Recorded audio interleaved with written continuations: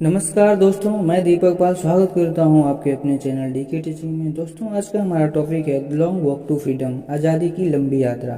तो दोस्तों, वीडियो शुरू करने से पहले आपसे एक रिक्वेस्ट है, अगर अभी तक आपने चैनल को सब्सक्राइब नहीं किया है तो प्लीज़ चैनल को सब्सक्राइब करें। लॉन्ग वॉक टू फ्रीडम नामक पुस्तक नेल्सन मंडेला द्वारा लिखा गया, जो कि मंडेला की आत्मकथा है। इसे सन 1994 में प्रकाशित किया गया था। इस पुस्तक में नेल्सन मंडेला ने अपने शुरुआती जीवन, यौनावस्था, शिक्षा और 27 वर्ष की उम्र में जेल गए इत्यादि के बारे में लिखा है।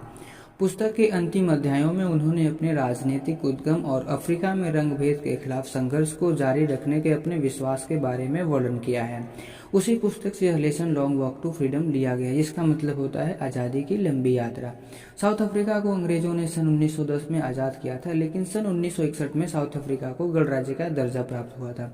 फिर भी लोकतंत्र नहीं था। नेल्सन मंडेला काले अफ्रीकी लोगों के अधिकारों के लिए संघर्ष किया, जेल गए, रंगभेदी सरकार को विवश किया और एक सफल नेता बने। नस्लभेदी सरकार ने सन 1994 में संवैधानिक लोकतांत्रिक चुनाव कराया, जिसमें नेल्सन मंडेला की पार्टी ने कुल 400 में से 252 सीटों पर जीत हासिल कर नेल्सन मंडेला को 10 मार्च सन 1994 को साउथ अफ्रीका का प्रथम अश्वेत राष्ट्रपति बना। 10 मई सन 1994 को प्रिटोरिया में भव्य उद्घाटन का आयोजन किया गया, जिसमें विश्व के अनेक हस्तियों और नेतागण शामिल हुए। सर्वप्रथम मिस्टर डी क्लार्क को द्वितीय उपराष्ट्रपति की शपथ दिलाई गई। फिर थबो म्बेकी को प्रथम उपराष्ट्रपति की शपथ दिलाई गई। उसके बाद मंडेला की बारी थी। मंडेला को राष्ट्रपति की शपथ दिलाई गई। मंडेला ने संविधान की रक्षा करने और उसे मानने की शपथ ली और उन्होंने व्यक्तियों की भलाई के प्रति लगाव रखने की भी शपथ ली। मंडेला ने अपने भाषण में उत्पन्न हुई नई स्वतंत्रता के बारे में बोला। उन्होंने सभी अंतर्राष्ट्रीय मेहमानों का धन्यवाद किया। उन्होंने कहा कि वे उसके देशवासियों के साथ होने के लिए वहां आयोजन में शामिल हुए थे। यह न्याय, शांति और मानव सम्मान के लिए आम विजय थी। उसने अपने देशवासियों को गरीबी, दुख और भेदभाव से स्वतंत्र करने की शपथ ली। चूंकि दक्षिण अफ्रीका में लोकतंत्र की स्थापना हो रही थी, तो शपथ ग्रहण के कुछ क्षणों पश्चात दक्षिणी अफ्रीकी रंगीन जेट और हेलीकॉप्टर वहां यूनियन की बिल्डिंगों पर उड़े। यह नई सरकार के प्रति उसके प्रजातंत्र के लिए मिलिट्री वफादारी थी। फिर अपनी छाती पर तमगे लगाए हुए मिलिट्री के उच्चतम जनरलों ने मंडेला को सलाम किया और उनके सम्मान में वहां के लोगों ने राष्ट्रीय गान गाए। मंडेला के लिए उस दिन 2 राष्ट्रीय गान गाया गया। गोरों ने नकोसी सिकेरल गाया और कालों ने डाई स्टैम गाया। ये गणतंत्र के पुराने गाने थे। मंडेला के आइए विचार देखते हैं। उद्घाटन के उस दिन मंडेला ने इतिहास के बारे में सोचा। पहले दशक में दक्षिणी अफ्रीका के व्यक्तियों ने अन्य काले व्यक्तियों के साथ अपने भेदभाव समाप्त कर लिए थे। उन्होंने अपनी संस्था के सिस्टम को भी बना लिया था। यह सर्वाधिक सख्त समाजों का आधार था। अब यह व्यवस्था हो गई थी। अब यह व्यवस्था थी जो सभी व्यक्तियों, अधिकारों और स्वतंत्रता को पहचानती थी।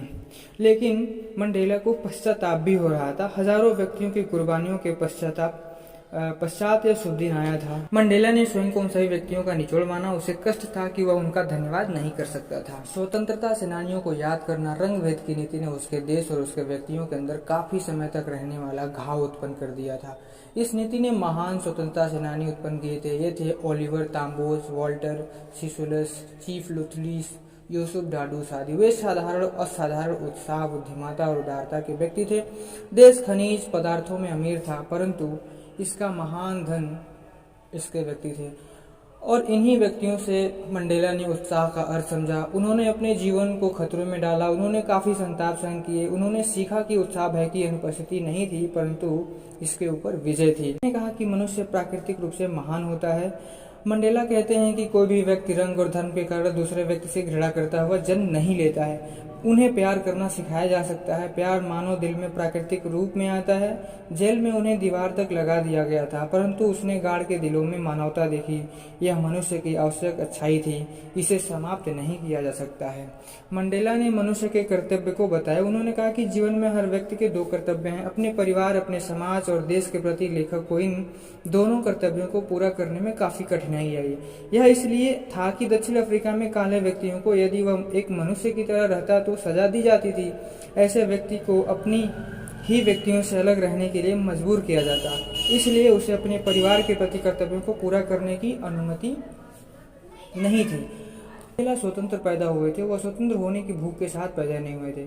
वह अपने पिता की आज्ञा पालने व अपने कबीले के रीति रिवाजों को मानने में स्वतंत्र थे, परंतु शीघ्र ही उन्होंने महसूस किया कि उनकी स्वतंत्रता एक भ्रम था। उन्होंने स्वतंत्रता के लिए भूखा मरना आरंभ किया। जब उन्हें स्वतंत्रता उनसे छीन लिया गया, विद्यार्थी के रूप में वो पढ़ने जाने की स्वतंत्रता चाहते थे। जोहान्सबर्ग में युवा के रूप में वह अपनी ताकत के अनुसार बनने की स्वतंत्रता चाहते थे। वह अपनी और परिवार की रोजी रोटी की स्वतंत्रता भी चाहते थे, परंतु स्वतंत्रता की इच्छा द्वारा बहादुर बनना इतना आसान नहीं था। परंतु शीघ्र ही उन्होंने देखा कि वह अपने भाइयों और बहनों की तरह भी स्वतंत्र नहीं थे।